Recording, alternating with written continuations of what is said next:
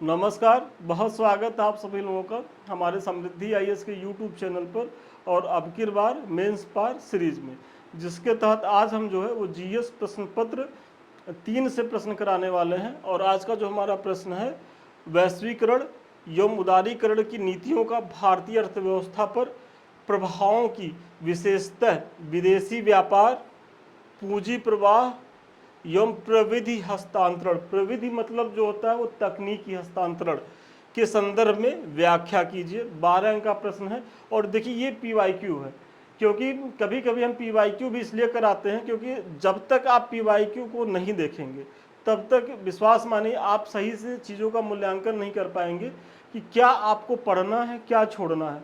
इसीलिए मैं बार बार कहता हूँ कि आप जो है जब भी किसी परीक्षा की तैयारी में जाइए तो सिलेबस तो आपके टेबल पे होना चाहिए, प्लस प्रीवियस ईयर्स के क्वेश्चन।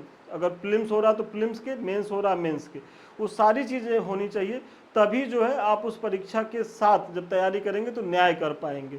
तो इसलिए पीवाईक्यू मस्ट है। और कभी कभी हम भी ले करके आते हैं ताकि आप जानते रहें कि आपके जो है वो प्रश्न पूछे कैसे जानते हैं। चूँकि ये 12 अंक का प्रश्न है और आप लोग जानते ही होंगे कि आपकी जो परीक्षा का पैटर्न है तो वो 2 टाइप के प्रश्न होते हैं।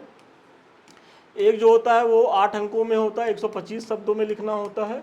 और दूसरा जो है वो 12 अंकों का होता है, इसे 200 शब्दों में लिखना होता है। जब आप मुख्य परीक्षा देने जाएंगे तो पेपर 1 से लेकर के जो पेपर जो सारी प्रश्न पत्र 1 से लेकर के 10 तक जो होता है वो यही 8 अंकों का होता है।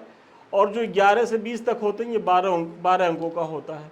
तो आप लोगों को जो है बहुत स्मार्ट तरीके से आंसर राइटिंग करनी है, टू द पॉइंट बने रहते हुए, और किसी भी मतलब प्रश्न को छोड़ करके नहीं आना है। अगर आप प्रश्न को छोड़ करके नहीं आ रहे हैं, टू द पॉइंट बने रहते हुए आंसर राइटिंग कर रहे हैं, तो आप मुख्य परीक्षा पास कर रहे हैं। ये हमारा जो है वो हमारी गारंटी है। 100% जो है आप कहिएगा तो हम स्टाम्प पैड पे भी लिख करके दे देंगे, लेकिन बस शर्त यही है। और आंसर राइटिंग खूब करिए। अभी का जो समय खूब लिखने का समय है, चीज़ों को दोहराइए, आंसर राइटिंग करिए, फॉर्मेट बनाइए। और जहाँ से भी आप जुड़े हुए हैं वहाँ के जो आपके एक्सपर्ट हैं, मेंटोर हैं, उनसे आप लोग संपर्क में रहिए, क्योंकि जनरली वही बता पाएंगे ना कि आप जो है कैसा परफॉर्म कर रहे हैं। और यदि आपका नंबर कम हो रहा है तो उसके पीछे का कारण भी आप ज़रूर पूछिए कि सर अगर हम 4 नंबर पा रहे हैं, 3.5 नंबर पा रहे हैं 8 अंक के प्रश्नों में, तो कैसे इसको हम 5, 5.5 नंबर तक ले जा सकते हैं। और 12 अंकों में यदि हमारा परफॉर्मेंस 5 नंबर से ज़्यादा नहीं बढ़ रहा है तो कैसे उसको 6.5, 7 तक ले जा सकते हैं, 7.5 तक ले जा सकते हैं। तो वो सारी चीज़ें भी आप लोग पूछते रहिएगा, क्योंकि जब तक वो चीज़ें आप नहीं करेंगे, यदि औसत में बने रह गए तो फिर औसत में तो सारी भीड़ वहीं रहती है। आपको सिलेक्शन लेने के लिए भीड़ से ऊपर उठना होगा, और भीड़ से ऊपर आप इसी तरीके से उठ पाएंगे आंसर राइटिंग के द्वारा। हमारे द्वारा ये प्रयास तो किया ही जा रहा है कि मंडे टू फ्राइडे जो है आपको 2 प्रश्न तो डेली दिए ही जा रहे हैं, लेकिन हमारा जो एक बैच भी चल रहा है और अभी आगे चल करके हम बताएंगे भी, तो वो बैच बहुत फ्रूटफुल है। तो आप लोग वहाँ से भी जुड़िए, और बहुत कम फीस है, ज़्यादा फीस भी नहीं है। तो वहाँ क्या है कि आपको जो है डेली करीब करीब 6 प्रश्न दिए जाएंगे, और 6 प्रश्न आप डेली लिख करके दिखाएंगे, उसकी प्रॉपर वे में मार्किंग होगी, जो भी कमी रहेगा वो बताई जाएगी। और फिर जो है आपको उसका मॉडल आंसर भी दिया जाएगा। ऐसा नहीं है कि आपको वहीं तक छोड़ा जाएगा कि कमेंट करके छोड़ दिए, ताकि अगर आप मॉडल आंसर भी पढ़ के एग्जाम में चले जाएंगे तो बहुत अच्छी स्थिति में रहने वाले हैं।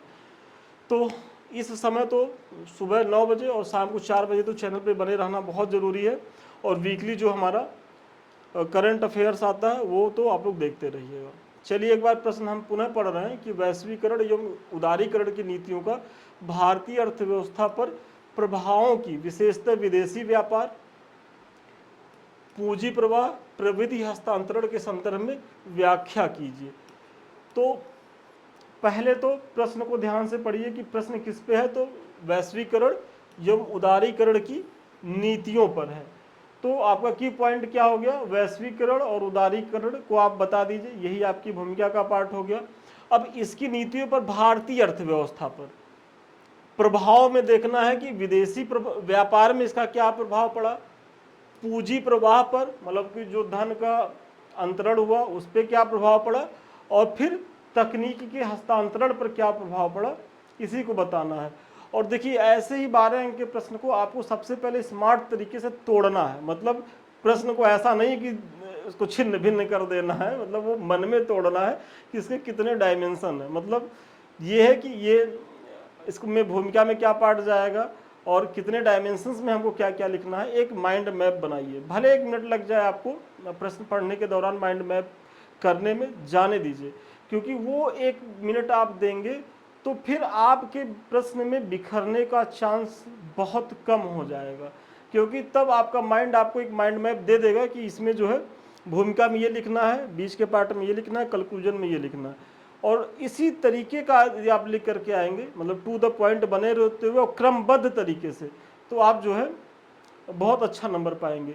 लेकिन अगर 1 मिनट नहीं दिए, आप बस हल्का सा पढ़े, अच्छा वैश्वीकरण उदारीकरण पे है और इसके अगर प्रभाव में पूंजी प्रवाह या व्यापार पे क्या प्रभाव पड़ा, वहीं तक आप जो है करके आ गए और तकनीकी हस्तांतरण को आपने बताया ही नहीं, तब तो 12 अंक में आपने 8 ही अंक का प्रश्न ही लिखा है और आप पूरा 2.5 पेज भर के आ गए हैं, 2.5 से 3 पेज। आपको लगेगा कि यार 12 अंक का इसमें तो हमको बहुत अच्छा नंबर मिलेगा। देखिए 2 चीज़ों को आपने बताया तो आप 8 नंबर में आपके मूल्यांकन तो होगा, लेकिन 8 नंबर में कितना पाएंगे? 8 नंबर में आपको जो मिलेगा वो 4, 4.5, 5 नंबर, 7 नंबर तो नहीं पाएंगे, 7.5 नंबर तो नहीं पाएंगे। क्यों नहीं पाएंगे? क्योंकि आप 4 नंबर की चीज़ें छोड़ के आए हैं। तो ये काम नहीं करिएगा। वैश्वीकरण से आशा है कि दुनिया भर के देशों के बीच आर्थिक, सामाजिक, सांस्कृतिक और राजनीतिक रूप से अधिक संपर्क और एक दूसरे पर निर्भरता, मतलब आप यहाँ वैश्वीकरण को बता रहे हैं किस तरीके से जो है वर्तमान में जो एक विश्व गांव की संकल्पना को जो एक प्लेटफॉर्म मिला है, तो वो वैश्वीकरण के तहत ही मिला है कि आज जो है आर्थिक, राजनीतिक, सांस्कृतिक रूप से हम कितने देश दुनिया से जुड़े हुए महसूस कर रहे हैं, वही है वैश्वीकरण।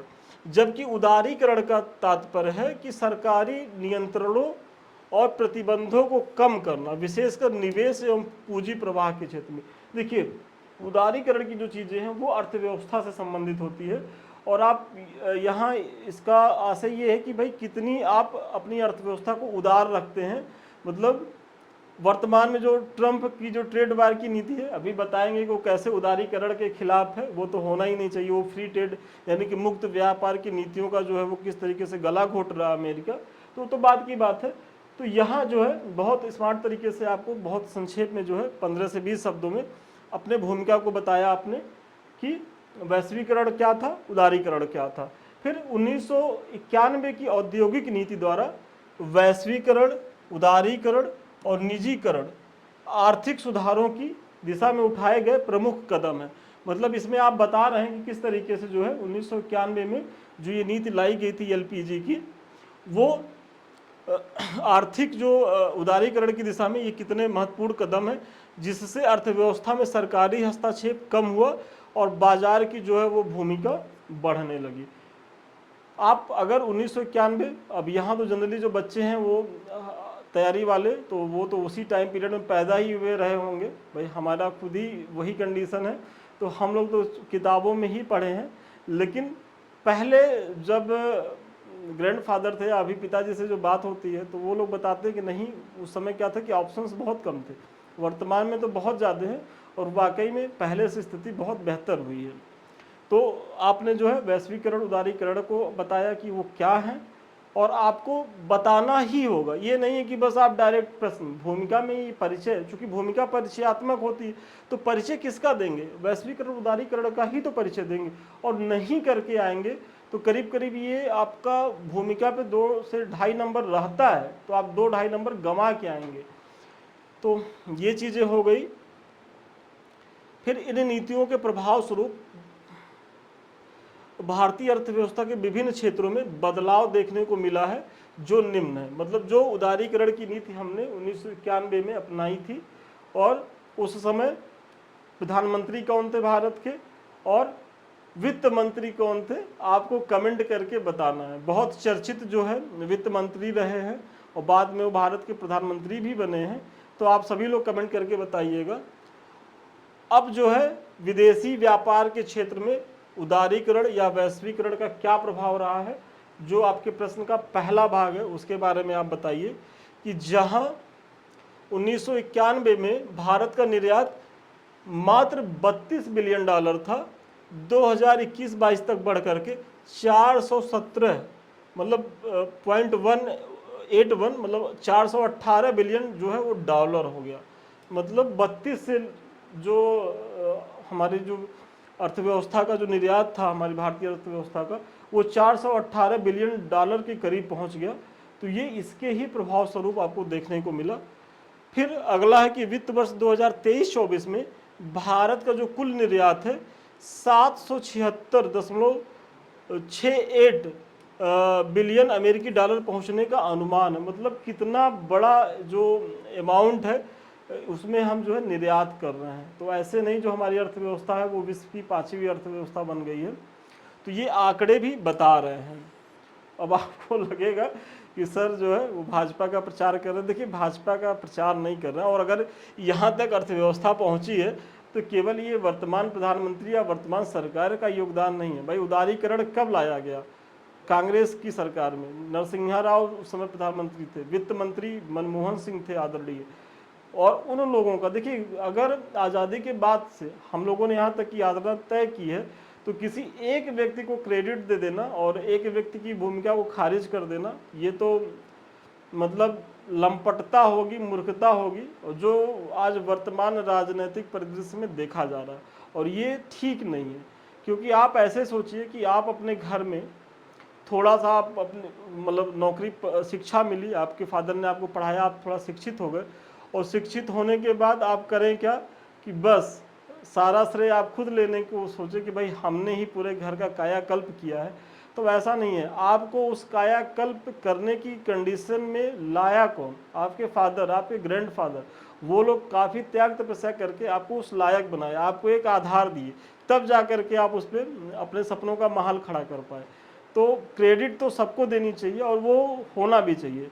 जो सरकारें नहीं करती हैं, तो सरकारों के साथ भी समस्या है, आप लोग समझ ही रहे होंगे, क्योंकि सिक्के का दूसरा पहलू भी होता है। तो सिक्के का दूसरा पहलू यही, ऐसा नहीं कि इनकी अंतरात्मा मानती नहीं होगी हम क्या किए हैं या जो पूर्व की सरकारें हैं वो क्या करी हैं, सब पता है। लेकिन वोट बैंक की राजनीति और ये राजनीतिक स्तर जो है वो दिन प्रतिदिन डाउनफॉल ही कर रहा है, गिर ही रहा है। तो ऐसे में कोई भी आरोप प्रत्यारोप की चीज़ें चलेंगी तो उसको लेकर के आपको गंभीर नहीं होना है। और क्लास में भी कभी कुछ हो जाए ऐसे, तो देखिए ये मत सोचिएगा कि सर जो है किसी एक पार्टी विशेष को सपोर्ट करते हैं। देखिए, हम किसी पार्टी विशेष से संबंधित नहीं है, बस जो भी अच्छा काम करेगा, भाजपा जो अच्छा काम करेगी उसकी अच्छाइयों को बताएंगे, जो कमियां रहेगी वो भी बताई जाएगी। पूर्व की जो सरकारें रही हैं, भाई मैं उत्तर प्रदेश में रहा हूँ, तो उत्तर प्रदेश में वर्तमान में योगी जी अगर कुछ काम बेहतर कर रहे हैं, अगर देखा जाए तो कुछ काम बेकार है। जो बुलडोजर संस्कृति है एकदम बेकार है, वो उनकी पॉलिसी नहीं सही है, तो उसका हम विरोध भी करते हैं। अखिलेश यादव जी के समय में कुछ चीज़ें बहुत शानदार थी भाई, डेवलपमेंट उनके समय में काफ़ी था, उन्होंने काफ़ी प्रयास किए। आज भी जब हम कभी अपनी गाड़ी से इधर जाते हैं, जो उन्होंने एक्सप्रेसवे बनाया है, तो काफ़ी मतलब सुखद अनुभव होता है। और मुझे लगता है कि जितना भी मैंने एक्सप्रेसवे पे यात्रा किया है, जो समाजवादी एक्सप्रेसवे है वो सबसे शानदार बना है। मतलब उस रोड में आपको जर्क सबसे कम मिलेगा। बाकी यमुना भी बना है मायावती जी के समय में, यमुना एक्सप्रेसवे, लेकिन वो चीज़ें इसमें नहीं जितना शानदार वो बना हुआ है। तो उनका भी बहुत योगदान रहा। हाँ, कुछ कमियां भी रही तो वो भी रही, लेकिन ऐसा नहीं कि हम उनके योगदान को भूल रहे। तो आप लोग भी किसी पार्टी विशेष को, और यहाँ तो आप सभी लोग हमारे व्यूवर्स हैं, विद्यार्थी हैं, स्टूडेंट हैं, तो थोड़ी सी लिबर्टी हमें भी मिलनी चाहिए अपनी बात रखने के लिए। तो आप लोग इसको दिल पे मत लीजिएगा। तो ये चीज़ें हो गई। आगे बढ़ने से पहले ये हमारे कुछ बैच हैं। एक तो अब की बार मेंस पर मैंने स्टार्टिंग में ही बताया है, तो इससे बच्चे जुड़े, और इसका जो नंबर है 7303307507, लाभ उठाइए इस नंबर पे फ़ोन करके। और शून्य से शिखर बैच ये उन बच्चों के लिए है कि जो 2025 का जो PCS है उसको टारगेट कर रहे हैं, क्योंकि वो तो बच्चे इस बार ज़रूर इस बैच को ज्वाइन करें, क्योंकि सोचिए अभी उनके पास कितना समय है मुख्य परीक्षा को बहुत बेहतर तरीके से जो है वो तैयार करने के लिए। क्योंकि अगर वो तैयार कर लेंगे एक बार, तो होगा क्या कि फिर PT पास करेंगे तो उनकी जो सफलता की दर है वो बहुत ज़्यादा बढ़ जाएगी। क्योंकि PT पास होना ये तो है नहीं कि आप जो है फाइनल सिलेक्शन ले लिए, ऐसा तो है नहीं कि बस पीटी में पीडीएफ में आपका नाम हो गया तो आपको लगा कि बस अब तो हम डिप्टी कलेक्टर बन ही गए। पीडीएफ में 12,000 15,000 बच्चों का प्रतिवर्ष नाम होता है, फाइनली जो होता है वो 500-700 बच्चों का होता है। इस बार तो अच्छा है कि कम से कम 943 पद है, 47 या 43 ऐसे ही अच्छा पद है, तो थोड़ी सी संभावनाएं भी ज़्यादा हैं। जब संभावनाएं ज़्यादा हैं थोड़ा सा प्रयास करिए। तो इस बैच से तो जो इस बार मेंस दे रहे हैं जरूर जुड़े, क्योंकि बहुत फ्रूटफुल है। मतलब अगर आप देख रहे हो कि अभी जो मैं प्रश्न पत्र यहाँ करा रहा हूँ ये तो केवल 2 प्रश्न आपको यहाँ दे पाते हैं, सोचिए इसी तरीके से 6 जो है मॉडल आंसर हम प्रतिदिन आपको और देंगे, और अगर चीज़ों को आप पढ़ के जाते हैं तो कितनी सहज स्थिति में रहने वाले हैं। और यही प्रयास हम इस बैच में भी करेंगे।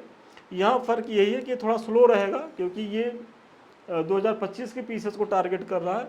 यहाँ 2 से 4 प्रश्न देंगे, लेकिन प्रक्रिया सेम रहेगी।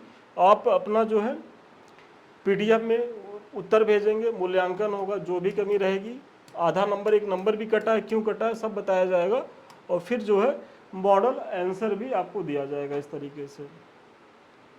चलिए आगे देखते हैं कि विगत वर्षों में आयात और निर्यात में अत्यधिक बढ़ोतरी हुई है तथा इसी के साथ व्यापार घाटे में भी वृद्धि हुई है। मतलब आप अगर देखेंगे तो जो इकोनॉमी पे, अर्थव्यवस्था पे जो प्रभाव है, तो आयात निर्यात तो खूब बढ़ा है, आयात भी करें निर्यात भी, लेकिन एक इसमें डिमेरिट भी रही कि हमारा जो है व्यापारिक घाटा भी बढ़ रहा है। फिर पूंजी प्रवाह के क्षेत्र में देखा जाए जो अगला डायमेंशन है, और इसमें देखेंगे कि वर्ष 1991, देखिए आधार वर्ष हम इसी को बना रहे हैं क्योंकि उदारीकरण वैश्वीकरण की जो नीति है वो इसी समय लाई गई थी। तो इस समय अगर देखा जाए तो भारत को 97 मिलियन डॉलर का जो है प्रत्यक्ष विदेशी निवेश मतलब एफडीआई जो है वो प्राप्त होता था, जबकि वर्तमान वित्तीय वर्ष अगर 2024-25 की बात करें तो ये 97 मिलियन डॉलर से बढ़ करके करीब करीब 55.5 बिलियन डॉलर हो गया, मिलियन नहीं बिलियन हो गया है। मतलब आपको अगर देखा जाए इसको एक मान लिया जाए तो 50 मतलब 1 बिलियन डॉलर से 50 बिलियन डॉलर तक की हम जो है 55 बिलियन डॉलर तक की जो है यात्रा कर लिए हैं। तो ये कितनी बड़ी छलांग है का प्रत्यक्ष विदेशी निवेश जो है वो प्राप्त हुआ है। तो एक महत्वपूर्ण पॉइंट आप इसको बताइए। और देखिए इकोनॉमी के प्रश्न में जब इस तरीके की चीज़ें आए तो आपको डाटा देने की ज़रूरत होती है, क्योंकि डाटा नहीं देंगे तो आपका प्रश्न जो है वो कहानी की तरह लगेगा, और कहानी लिखने से अंक नहीं मिलेगा। इसीलिए हम बार बार कहते हैं कि जब आप अपने प्रश्न को करिए, कोई भी दावा करिए तो उसका प्रमाण जरूर दीजिए, क्योंकि वो प्रमाण ही जो है आपके दावे की पुष्टि करते हैं और एग्जामिनर के मस्तिष्क पे एक अच्छा प्रभाव डालते हैं। नहीं ये कहानी नहीं लिख रहा है, ये कहानी के पीछे का तथ्य भी दे रहा है, तर्क भी दे रहा है, मतलब इसकी कहानी में सत्यता है, ये बेवकूफ़ नहीं बना रहा है, तो आपको खूब भर भर के नंबर देगा। तो इसी तरीके से, और ये सब चीज़ें कोई बहुत कठिन नहीं है, हमारे टेस्ट सीरीज बैच में तो दिया ही जा रहा है। और यदि आप लोग भी गूगल करना जानते ही होंगे तो आप गूगल करके भी बहुत सी चीज़ें निकल जाएंगी, तो वहाँ भी पड़ी हुई हैं। जबकि 2024 में 44.1 बिलियन डॉलर का एफपीआई भी मतलब विदेशी पोर्टफोलियो निवेश मतलब फॉरेन पोर्टफोलियो जो है निवेश भी प्राप्त हुआ, जो 1991 की तुलना में काफ़ी अधिक है। मतलब 1991 से लेकर के 2024 मतलब 25 भी मान लीजिए, तो यहाँ क्या है कि एफडीआई और एफआईआई मतलब ये दोनों चीज़ें जो है वो खूब बढ़ी हैं, और इसका जो है आप यहाँ प्रमाण भी देख रहे हैं, ये एफपीआई है। प्रविधि हस्तांतरण की यदि बात की जाए, अगला जो वही 3 चीज़ों के बारे में पूछा है, अर्थव्यवस्था, फिर वित्त और फिर तकनीक। तो तकनीक में यदि आप देखेंगे कि कृषि क्षेत्र में तकनीकी हस्तांतरण, यौन जीएम फसलों तथा जैव तकनीकी पर आधारित उन्नत बीजों का प्रयोग, अगर ये सारी चीज़ें हम कर पा रहे हैं तो ये उदारीकरण और वैश्वीकरण की ही देन है कि जब हम अपने मार्केट को ओपन किए तो यहाँ जो है वो नई नई कंपनियाँ आई, और वो कंपनियां न केवल वित्त लेकर के आई, जो मैंने पीछे बताया कि एफडीआई में क्या आता है कि वित्त तो आता ही आता है। देखिए वित्त एक एफपीआई के बारे में मैंने बताया, एक एफडीआई। तो जो एफडीआई होता है वो किसी भी राज्य में यदि एफडीआई आ रहा है तो वो बहुत ज़्यादा फ्रूटफुल होता है, क्योंकि वो वित्त के साथ साथ तकनीकी भी लेकर के आते हैं। और भारत चूंकि तकनीकी रूप से पिछड़ा हुआ देश था, भाई हम लोग 200-250 वर्षों की औपनिवेशिक गुलामी में थे, आज़ाद हुए थे, हमारे यहाँ एजुकेशन की स्थिति बहुत दयनीय थी।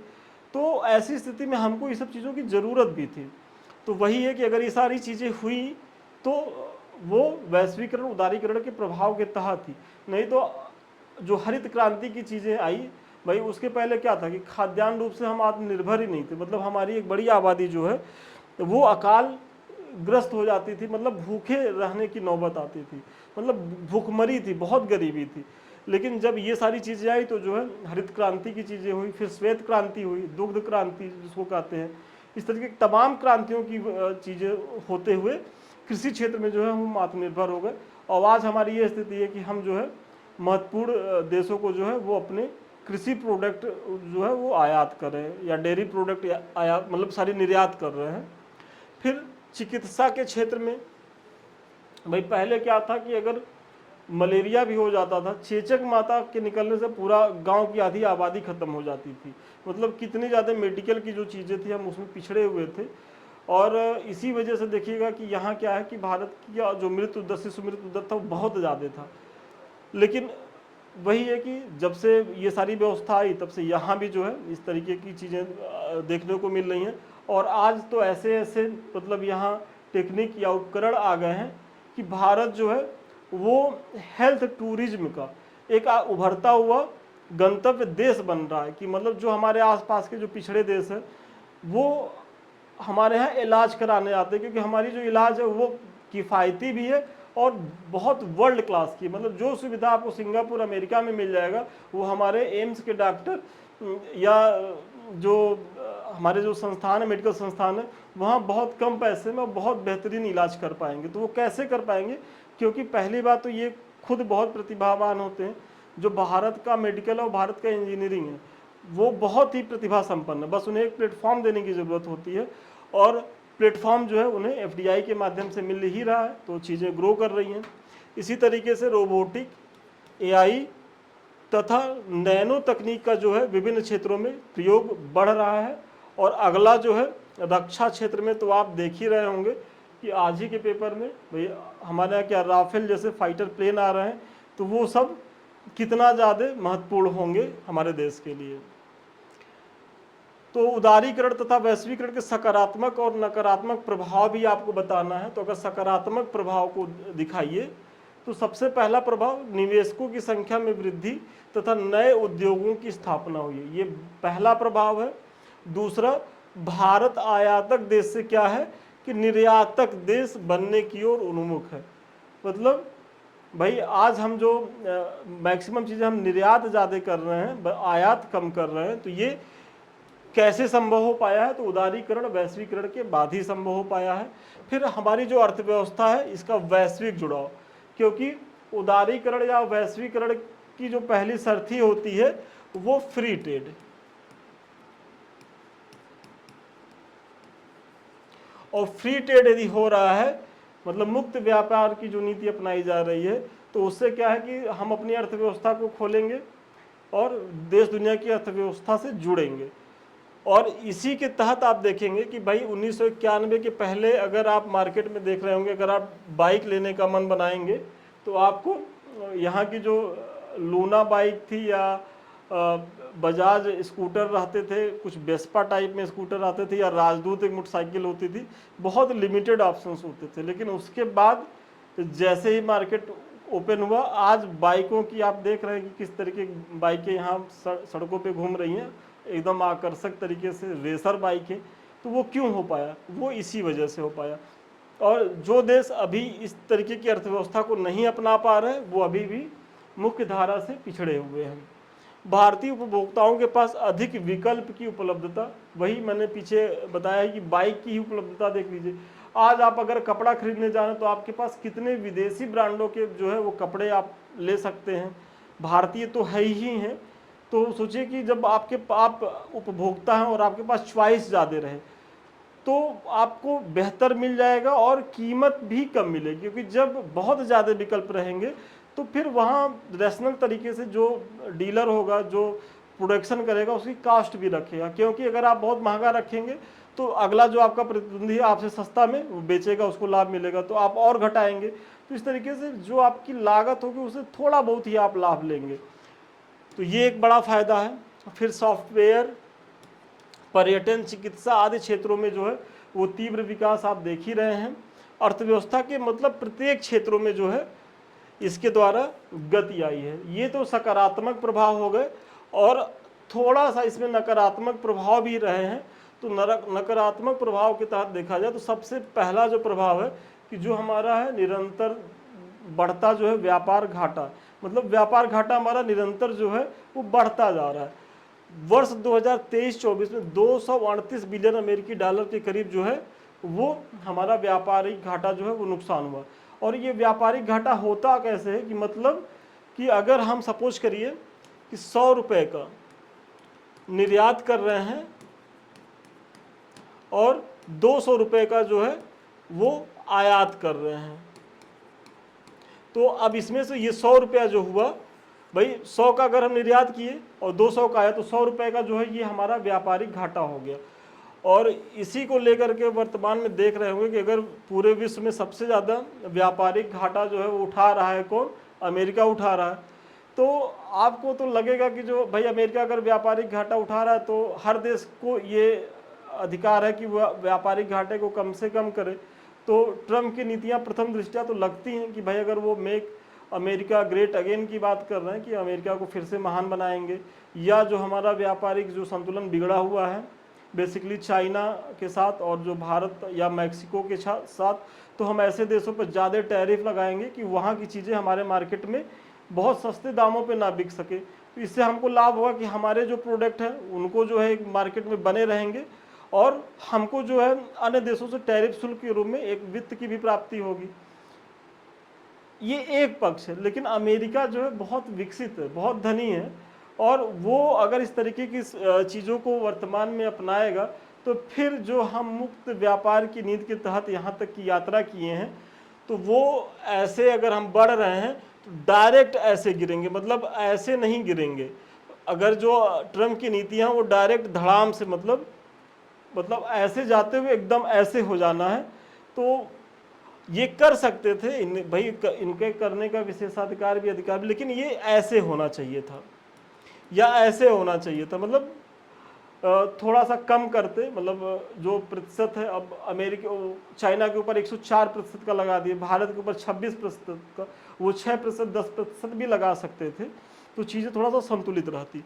तो चलिए ये तो बात की बात है, इस पर किसी दिन हम और वीडियो लेकर के आएंगे, या जब हम करंट की चीज़ें कराएंगे तो इसको कराएंगे, क्योंकि इस समय का जो ट्रेड वार है बहुत ज्वलंत टॉपिक है और वहाँ से प्रश्न आना ही आना है। फिर परंपरागत और कुटीर उद्योगों पर जो है वो बुरा प्रभाव पड़ रहा है। आप देख ही रहे होंगे कि किस तरीके की जो हमारी जो ट्रेडिशनल चीज़ें हैं वो प्रभावित हुई हैं, और ये प्रत्येक देश दुनिया में जब जब वैश्वीकरण की चीज़ें जहाँ जहाँ गई हैं तो जो परंपरागत चीज़ें हैं वो पीछे छूटी हैं, और यहाँ ज़रूरत है कि जो हमारे परंपरागत और कुटीर उद्योग हैं उनके संरक्षण की, और सरकार इस दिशा में प्रयास भी कर रही हैं। फिर मल्टीनेशनल कंपनियों के आगमन से जो छोटे व्यापारी वर्ग है उनको भी नुकसान हो रहा है, क्योंकि ये करते क्या है भाई, आज देखिए पहले था सब्जी की दुकान लोग लगा करके भी अच्छा खासा अपना इनकम करते थे, अपना रोजी रोजगार करते थे, अपना घर चलाते थे। अब क्या है कि जो मॉल वाला कल्चर आ गया कि आप हम जाएंगे उसमें और वहीं बिग बाज़ार में सारी चीज़ें आप खरीद के ले आएंगे, इनफैक्ट की सब्जी भी, फ्रेश फल भी। तो ऐसे में क्या है कि बिग बाज़ार किसका है? ये बड़े उद्यमियों लोगों का एक बड़ा फ़ायदा उनको जाएगा, और ऐसे में जो है हमारे जो छोटे और जो खुदरा दुकानदार थे वो प्रभावित होंगे। और भारत के साथ एक समस्या ये है कि भारत की बड़ी आबादी अभी इसी में जो है वो रोज़गार पाई थी। तो भारत में वर्तमान में अगर बेरोजगारी की समस्या अगर ज़्यादा दिख रही है तो उसका एक बड़ा कारण ये भी है, क्योंकि होता क्या है कि हमारी अर्थव्यवस्था अभी उतना तरीके से ग्रो नहीं कर पाई है कि अन्य सेक्टर में जो है वो रोज़गार डेवलप हो सके।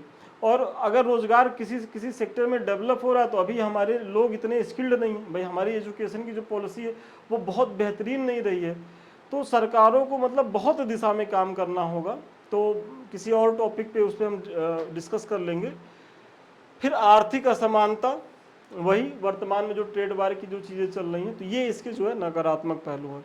और फिर आप एक छोटा सा निष्कर्ष दीजिए कि निष्कर्षतः कहा जा सकता है कि वैश्वीकरण और उदारीकरण ने स्वतंत्रता के पश्चात गतिहीन भारतीय अर्थव्यवस्था को जो है वो तीव्रता प्रदान की है। मतलब जो हमारी एक गतिहीन मतलब जो है बहुत स्लो दर से जो हमारा ग्रोथ हो रहा था, तो उसमें तेज़ी तो लाई है। और वो तेज़ी आपने पीछे के जो डाटा है उसको आपने देखा होगा किस तरीके से हमारी जो जीडीपी है उसका विकास कैसे हो रहा है, हम आयात निर्यात में किस तरीके से बढ़ रहे हैं, तो वही आप बता रहे हैं।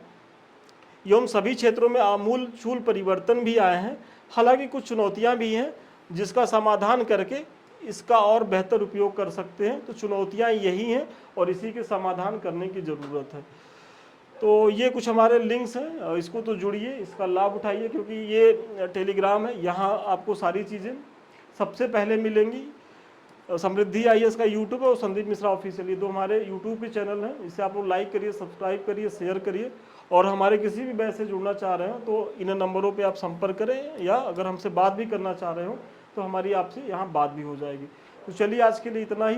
थोड़ा सा ये टॉपिक इंटरेस्टिंग था, लेकिन चूँकि इसके बाद हमारी और भी क्लासेज हैं, तो आज इतना ही। फिर पुनः किसी वीडियो में और विस्तार से चीज़ों को करेंगे। तो चलिए, धन्यवाद, शुभकामनाएं आपको।